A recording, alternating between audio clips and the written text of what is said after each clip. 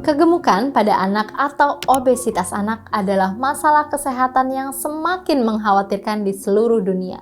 Kondisi ini terjadi ketika anak memiliki berat badan yang jauh di atas rata-rata untuk usia dan tinggi mereka, yang dapat meningkatkan resiko berbagai masalah kesehatan serius seperti diabetes tipe 2, tekanan darah tinggi, dan penyakit jantung di kemudian hari.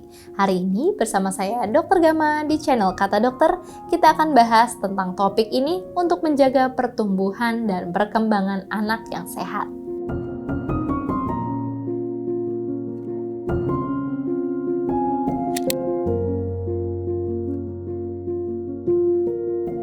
Baik, jadi seringkali ya di Indonesia ini apabila ada anak atau balita yang gemuk dikonotasikan dengan bayi yang sehat atau anak yang sehat.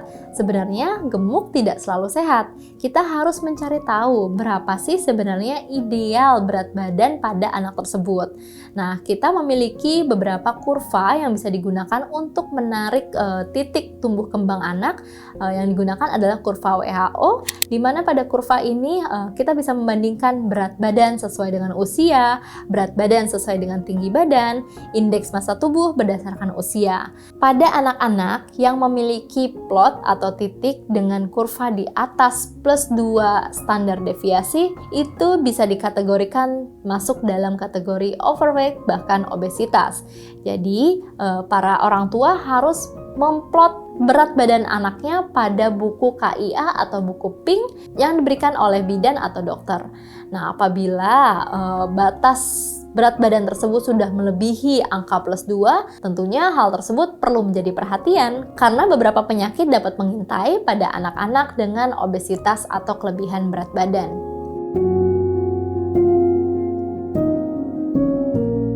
Ada beberapa faktor predisposisi yang menyebabkan seorang anak menjadi mudah obes atau kegemukan. Yang pertama, genetik. Jadi perlu diperhatikan apabila ayah dan bundanya kegemukan atau obesitas, nah itu juga bisa menurun kepada anak. Jadi harus lebih diperhatikan pola makannya. Yang kedua, apabila seorang anak tersebut jarang melakukan aktivitas fisik, sedangkan pola makannya tidak diatur dengan baik. Kelebihan kalori pada anak-anak yang cenderung makan makanan yang tinggi gula, makanan kemasan, makanan olahan atau makanan siap saji, namun tidak diimbangi dengan aktivitas fisik yang cukup, bisa menyebabkan timbunan kalori berlebih sehingga bisa menjadi akumulasi lemak yang tertimbun di dalam tubuh. Kemudian, kebiasaan tidur yang kurang baik juga bisa mempengaruhi seorang anak menjadi lebih mudah terkena obesitas. Seorang anak yang tidurnya kurang atau bahkan berlebih itu bisa mengganggu metabolisme dalam tubuh. Lalu, paparan gadget berlebih juga bisa mempengaruhi karena seorang anak menjadi jarang melakukan aktivitas fisik. Jadi, ayah bunda harus memperhatikan ya, berapa lama anak diperbolehkan untuk memegang gadget agar tidak mengganggu aktivitas fisik yang harus dilakukan oleh seorang anak.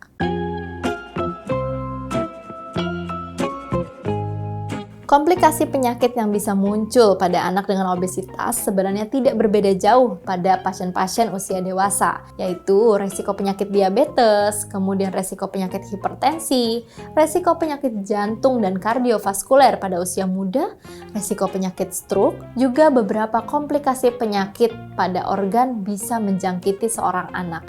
Jadi, harus hati-hati ya, semakin dini obesitas itu terjadi, semakin cepat juga komplikasi tersebut bisa menghampiri seorang anak.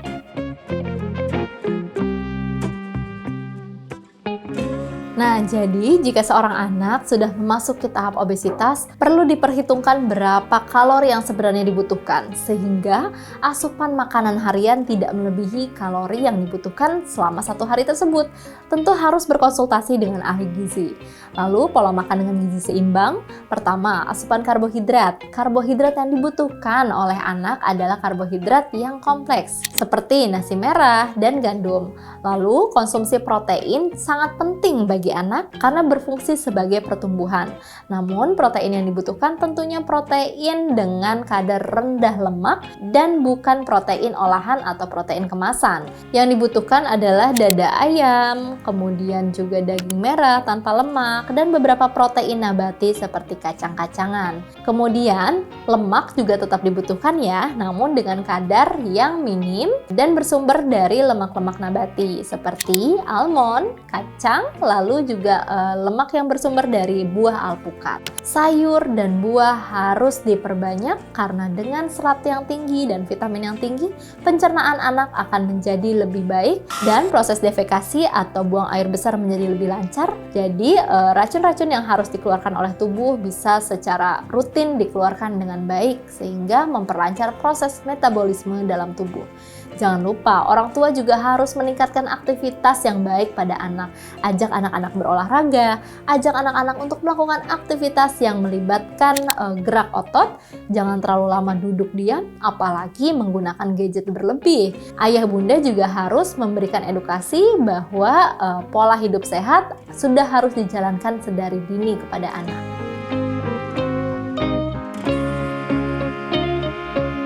Baik, jadi prinsipnya sebenarnya sama ya, seorang anak harus diberikan kalori yang cukup untuk pertumbuhannya. Namun tentunya kalori tersebut tidak boleh berlebihan. Untuk tahu berapa sih kalori yang dibutuhkan, ayah bunda bisa berkonsultasi kepada ahli gizi.